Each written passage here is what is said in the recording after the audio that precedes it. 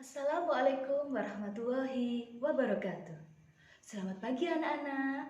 Bagaimana kabar kalian hari ini? Semoga dalam keadaan sehat, bahagia, semangat, dan selalu dalam lindungan Allah Subhanahu wa Ta'ala.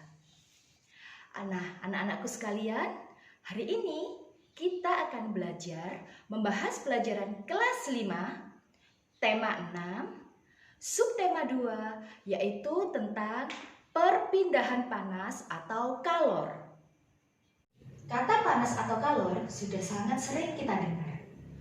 Panas adalah suatu bentuk energi yang dapat berpindah karena perbedaan suhu antara dua benda atau lebih. Diibaratkan perpindahan kalor ini seperti aliran air sungai, di mana hulu sungai sebagai benda yang kelebihan panas dan hilir sungai sebagai benda yang kekurangan panas. Dan perpindahan panas dapat melalui beberapa cara. Yang pertama, perpindahan panas secara konduksi. Cara perpindahan ini seringkali terjadi pada penghantar benda padat.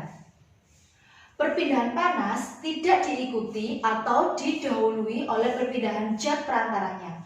Contohnya, ketika meletakkan sendok aluminium di dalam segelas air panas. Beberapa waktu kemudian, sendok akan terasa ikut panas di semua bagiannya. Hal ini terjadi sebab panas dari air tersebut mengalir ke sendok yang diletakkan di dalamnya.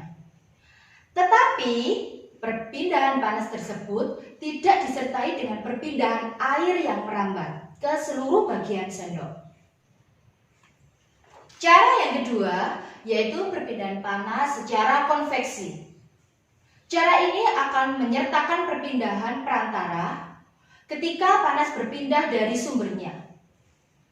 Contoh termudahnya dalam cara perpindahan ini adalah ketika kita merebus air di dalam sebuah panci. Panci yang terisi penuh air dingin, kemudian dipanaskan di atas kompor. Secara bertahap, air bagian bawah akan menerima panas dari dasar panci.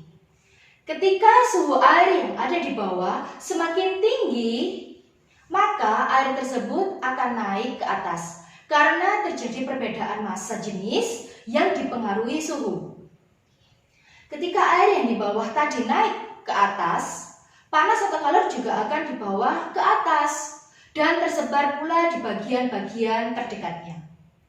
Begitu seterusnya berulang-ulang, air mengalami perubahan suhu. Jadi ketika kita melihat air yang direbus itu bergulung-gulung dari bawah ke atas atau istilahnya itu mendidih. Nah, proses inilah yang terjadi. Sekarang kita menginjak cara yang ketiga, yaitu perpindahan panas secara radiasi.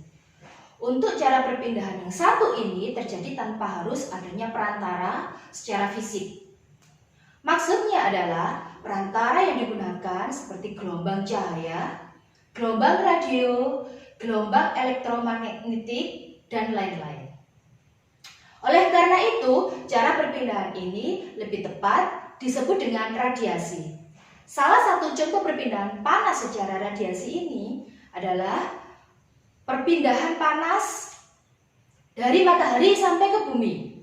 Benda yang disinari matahari akan menyerap dan meningkat suhunya.